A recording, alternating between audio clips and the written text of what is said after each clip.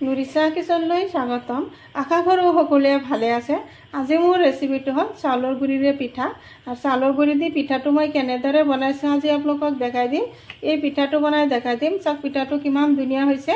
আৰু এনেদৰে পিঠা বনালে ৰাতিপুৱা ভাল এটা নাস্তা হয়, ৰাতিপুৱা সন্ধিয়া এটা ভাল এটা নাস্তা হয়। আৰু আলহী আহিলেও দিব পাৰি। আৰু এটা পিঠা কাটি দেখাই দি আছোঁ, ভিতৰত ধুনীয়াকৈ হৈছে। আৰু এইটো পিঠা তেলত ভাজি খালেও ভাল লাগে। আমি এইটো তেলত ভাজিহে খাম, এতিয়া আৰু ভাজি নেদেখাওঁ। লৈ চাওক পিঠাটো ধুনীয়া হৈছে ভিতৰত। নিশ্চয় যদি মোৰ ভিডিঅ'টো ভাল লাগিছে এটা লাইক কৰিব আৰু এটা শ্বেয়াৰ কমেণ্ট কৰিব।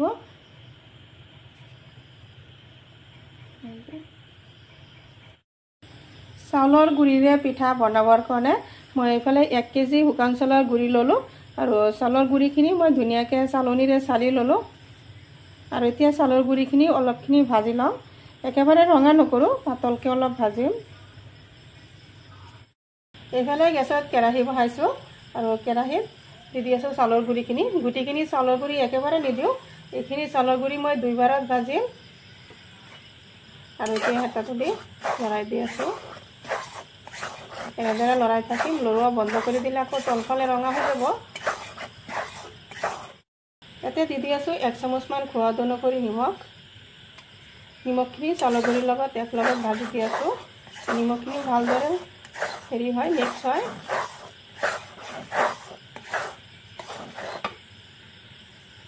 চাউলৰ গুড়িখিনি গৰম হৈছে আৰু এতিয়া নমাই দিম, যাতে হাতেৰে ধৰিব পাইছে এনেদৰে। অলপ ভালেই গৰম হৈছে, এতিয়া নমাই দিম। গুটিখিনি চাউলৰ গুড়ি ভজা হৈ গ'ল আৰু এই গামলাটোত নমাই ল'লোঁ। এইফালে গেছত কেৰাহী বহাইছোঁ আৰু কেৰাহীত দি আছোঁ অলপখিনি তিল। এনেকৈ তিলখিনি দিলে খায়ো টেষ্ট হয় আৰু ভাল এটা চেণ্টো হয়। বা তিল নিদিয়াকৈ বনাব পাৰে আপোনালোকে। মই ঘৰত তিল আছে যদি কেইটামান দিম, সেইকাৰণে ভাজি লৈ আছোঁ অলপ। তিলখিনি ভজা হৈ গ'ল আৰু এতিয়া নমাই দিম। বেছি ভাজি ল'লে আকৌ তিতা তিতা হৈ যায়। তিলখিনি চাউলৰ গুড়িৰ ওপৰত দি দিলোঁ আৰু হেতা দি অলপ মিক্স কৰি দি আছোঁ, যিহেতু চাউলৰ গুড়িখিনি গৰম, হাতেৰে চুবই নোৱাৰোঁ।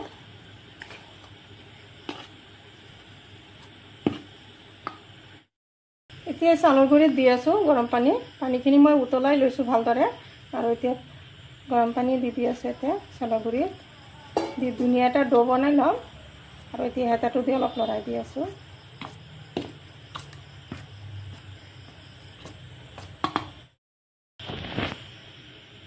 এতিয়া ডোটো বনাই ল'ম। শুকান চাউলৰ গুড়িত পানী দিলে ফুলি বহুতখিনি হৈ যায়।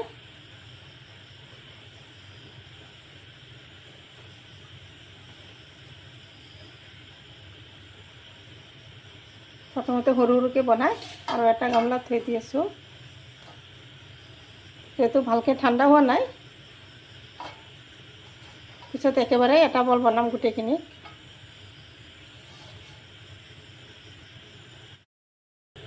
গুটিখিনি দি এটা ধুনীয়া এটা বল বনাই লৈ দেখুৱাইছে। এটা ডো বনাইছোঁ ডাঙৰকৈ আৰু ইয়াৰ পৰা অলপখিনি ডো লৈ আছোঁ। আৰু ডোখিনি চাইছে কিমানখিনি চফ্ট হৈছে, ধুনীয়াকৈ নৰমকৈ বনাইছোঁ।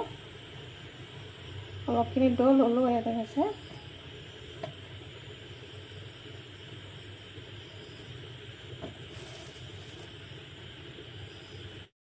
আৰু ইয়াতে অলপ শুকান চাউলৰ গুড়ি ল'লোঁ, লৈ এনেদৰে অলপ ঘূৰাই দি আছোঁ।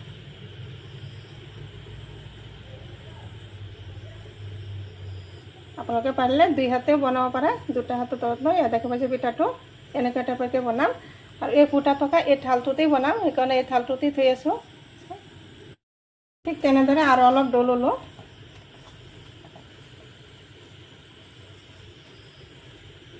হাতেৰে অলপ এনেদৰে বলৰ নিচিনা কৰি লৈ আছোঁ, ধুনীয়াকৈ ঘূৰণি। এইটো আগৰ দৰে এনেদৰে ঘূৰাই দি আছোঁ। দি এনেদৰে পিঠাটো চেপ দি দিম। দেখাইছে ধুনীয়াকৈ চেপ হয়, যাতে অলপো ফাটি নাযায় পিঠাটো। দেখাইছে 2টা পিঠা বনাই দিলোঁ। ঠিক একেধৰণে বাকী পিঠাকেইটা বনাই ল'ম, বনাই আকৌ দেখাম।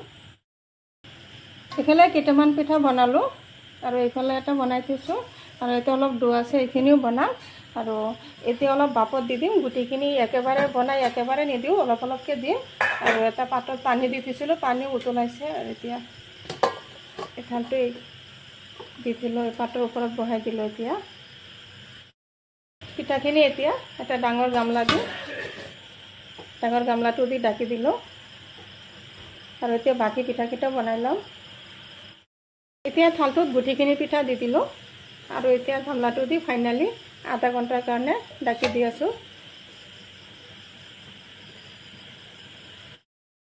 আহিলোঁ আধা ঘণ্টাৰ পিছত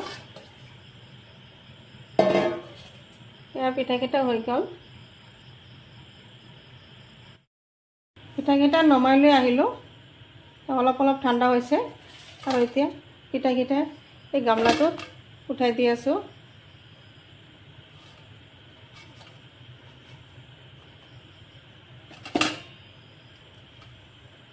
গুটিকেইটা পিঠা গামলাটোত উঠাই দিম